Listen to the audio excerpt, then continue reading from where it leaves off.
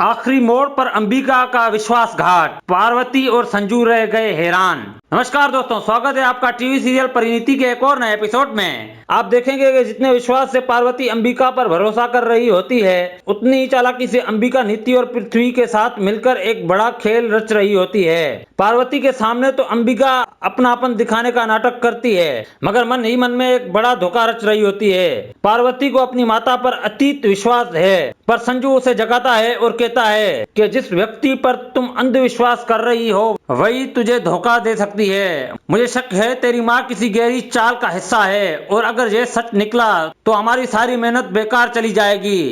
इधर अंबिका नीति से मिलती है और उसे कहती है कि शिकार अब हमारी जाल में फंस चुका है, पृथ्वी से संपर्क करो, जैसे वो कहेगा हम वैसा ही करेंगे। नीति ये सुन के हैरान रह जाती है और कहती है मुझे कभी नहीं लगा कि तुम इतनी लालची निकलोगी, लेकिन अगर तुम पार्वती को गिराने में मेरी मदद कर रही हो तो मैं भी तुम्हारे साथ हूँ। मेरा सिर्फ एक ही लक्ष्य है और वो है पार्वती को नीचा दिखाना, बस।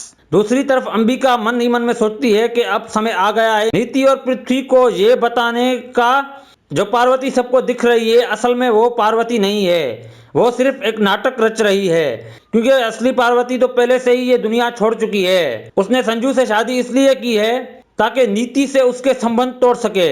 जब अंबिका यह सब नीति से कहने जा रही होती है तभी वहां पार्वती आ जाती है। अंबिका तुरंत अपनी बात बदल देती है। पार्वती को महसूस होता है कि यहाँ कुछ तो गड़बड़ है। माता और नीति के बीच ये गुप्त वार्ता किस विषय में हो रही है? कहीं संजू सच तो नहीं कह रहा? क्या सचमुच माँ ही उसका विश्वास तोड़ रही है?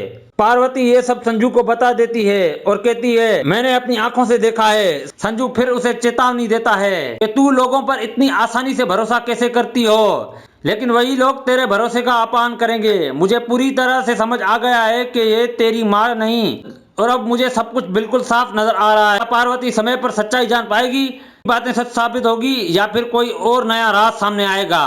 तो क्या लगता है दोस्तों, आगे क्या होगा? कमेंट करके हमें जरूर बताएं, और आने वाली वीडियोस के लिए हमारे चैनल को सब्सक्राइब करना नहीं भूलिएगा। धन्यवाद।